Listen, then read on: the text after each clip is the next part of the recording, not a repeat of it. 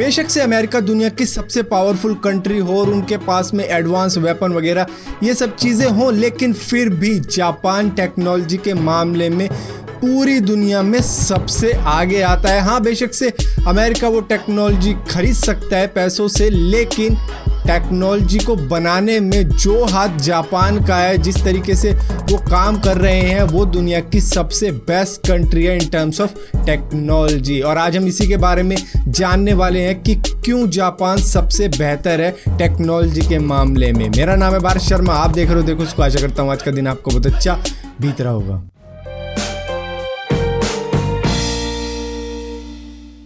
जिस वक्त में सारी दुनिया अपने तरह तरह के रोबोट्स बनाकर दुनिया को दिखा रहे हैं कि ये देखो हमने ये रोबोट बनाया, हमने वो रोबोट बनाया। बेशक से दुनिया का इस टाइम पर सबसे खूबसूरत रोबोट सोफिया हो, लेकिन यहाँ पे बात खूबसूरती की नहीं हो रही है, यहाँ पे बात एडवांस टेक्नोलॉजी की हो रही है, जिसमें वो इतने आगे निकल चुके हैं कि उन्होंने रोबोट्स बनाकर बेचना शुरू कर दिया है मार्केट में। तो आप मतलब पर्सनल यूज़ के लिए ले सकते हो, कमर्शियल यूज़ के लिए ले सकते हो, वहाँ पे आप रोबोट खरीद के यूज़ कर सकते हो, चाहे आपका रेस्टोरेंट हो या फिर आप किसी एयरलाइंस कंपनी के मालिक हो, वहाँ पे भी लगा सकते हो। क्योंकि जापान में आप जैसे ही लैंड करते हो वहाँ पे आपको रोबोट्स दिखने शुरू हो जाते हैं, जो एयरपोर्ट्स पे भी आपकी मदद कर रहे होते हैं, आपको रास्ता बताने में, आपको दिशा वगैरह दिखाने में वहाँ पे मदद कर रहे होते हैं। और जापान के पास में ऐसे रोबोट्स भी हैं जिनके एक्सप्रेशन, जैसे मैं बात कर रहा था सोफिया की, तो उस तरह के रोबोट्स भी हैं जो ब्लिंक भी कर सकते हैं, आइस को हंस भी सकते हैं, एक्सप्रेशन भी दिखा सकते हैं अपने, और आपके जो इमोशंस है उसको भी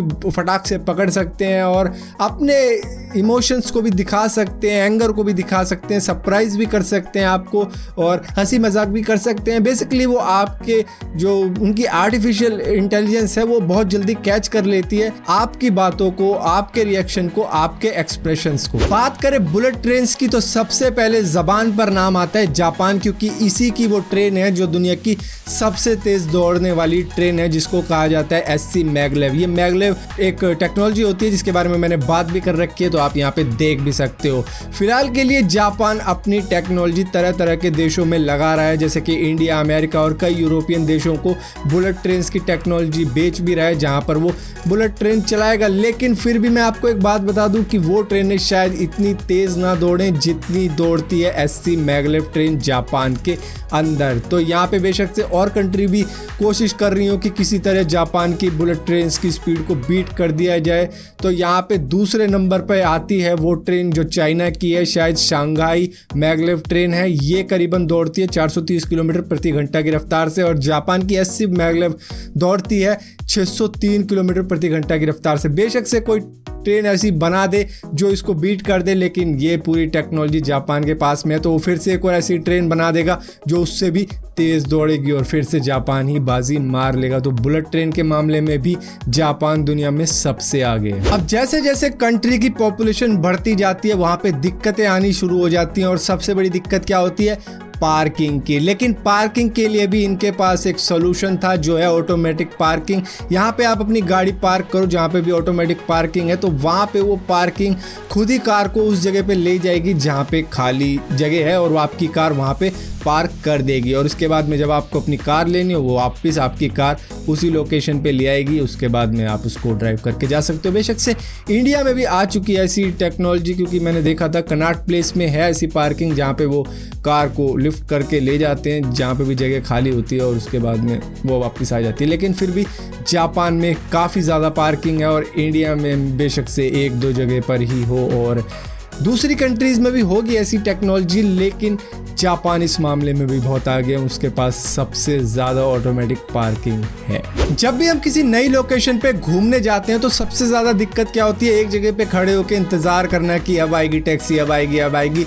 तो वहाँ पे आप टैक्सी बुक कर सकते हो और आपके लिए टैक्सी आएगी, और उसकी डोर ऑटोमेटिकली ही आपके लिए ओपन हो जाएगी। आपको ज़रूरत नहीं है रख खोल इसे। जापानीज रेस्टोरेंट में जाकर आपको वेटर इधर आ मेरा ऑर्डर ले, ये कहने की ज़रूरत नहीं है, क्योंकि वहाँ पे आपके सामने होगी एक इलेक्ट्रॉनिक स्क्रीन और उस पर ठक ठका ठक ठक दबा के ऑर्डर पे प्रेस कीजिए, आपका ऑर्डर आपके पास में आ जाएगा और आप आराम से खा सकते हो अपना ऑर्डर, और आप बिल भी पे कर सकते हो उसी स्क्रीन पे खचाक स्क्रैच करके। अपना क्रेडिट कार्ड, डेबिट कार्ड जो भी आपके पास हो, अगर वहाँ पे चलता हो तो उससे भी आप बिल को पे कर सकते हो। तो मतलब ज़्यादातर चीज़ें वहाँ पे सब इलेक्ट्रॉनिक ही आपके पास में फिर रही होगी। शायद इस बात को आप टेक्नोलॉजी में ना लो, लेकिन वहाँ पर अगर आप ATM से नोट निकालोगे तो वो हमेशा क्रिस्प निकलेंगे, मतलब खचैक निकलेंगे।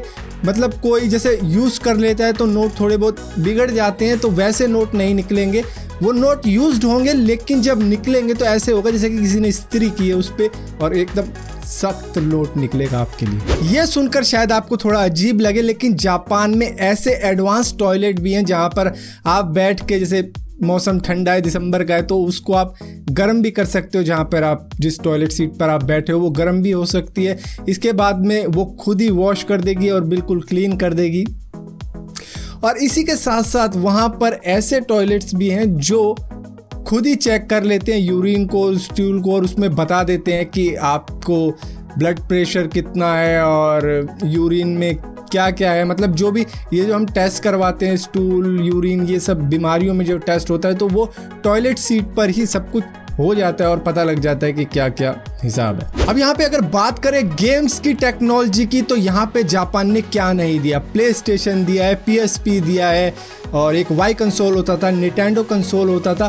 काफ़ी सारी चीज़ें गेम्स के मामले में उन्होंने हम गेमर्स को दी है, जैसे कि निटेंडो की गेम हो गई, कोनामी की गेम हो गई, कैपकॉन की गेम हो गई, और कई सारी ऐसी गेम है जो आज भी आप खेलते होंगे। और जितनी भी आर्केड्स गेम थी वो आज भी वहाँ पे खेली जाती हैं। वहाँ पे मशीन है आर्केड गेम्स की और वो अभी भी बनाई जाती है और आज भी लोग उसके दीवाने हैं। और जितनी भी आर्केड्स गेम आपने अपने बचपन में खेली होंगी, जैसे मारियो, कॉन्ट्रा, ये ज़्यादातर गेम्स जापान में ही बनी है। बर्फबारी होने से काफ़ी कंट्रीज एकदम रुक सी जाती है, लेकिन जापान ने इसका भी इलाज कर रखा है अपनी कई जगहों पर, खास करके एयरपोर्ट्स के आसपास वाले रोड्स पे और रेलवे स्टेशंस के आसपास वाले रोडों पे उन्होंने ऐसे रोड बना रखे हैं जो ऑटोमेटिकली हीट जनरेट करते हैं, जिससे वो बर्फ पिघल जाती है। वैसे तो जापान की टेक्नोलॉजी की बातें सिर्फ इतनी ही नहीं है, ये और भी हैं, लेकिन उनको किसी और वीडियो में कंप्लीट करेंगे। लेकिन फिलहाल के लिए मैं जाते जाते आपको बता देता हूँ जापान की कुछ ऐसी ब्रांड्स के नाम जिनको शायद आपने यूज़ कर रखा हो या फिर यूज़ कर रहे हो, जैसे कि Nintendo, Toyota, Sony, Honda, Panasonic, Toshiba, Suzuki, Canon, Nikon, Nissan, Hitachi, Mitsubishi. तो इस तरह की कई कंपनीज हैं जो पूरी दुनिया में राज कर रही हैं, जो जैपनीज़ हैं। तो फिलहाल के लिए इस वीडियो में इतना ही था। अगर ये वीडियो आपको पसंद आती है तो इस वीडियो को लाइक ज़रूर करना, शेयर ज़रूर करना, और इसी तरह की और भी वीडियोस देखना चाहते हो आप तो चैनल को सब्सक्राइब ज़रूर करना, और सब्सक्राइब कर रहे हो तो बेल का आइकन ज़रूर दबाना, क्योंकि बिना बेल के आइकन के आपको पता भी नहीं लगेगा कि मैंने कोई वीडियो डाली भी है।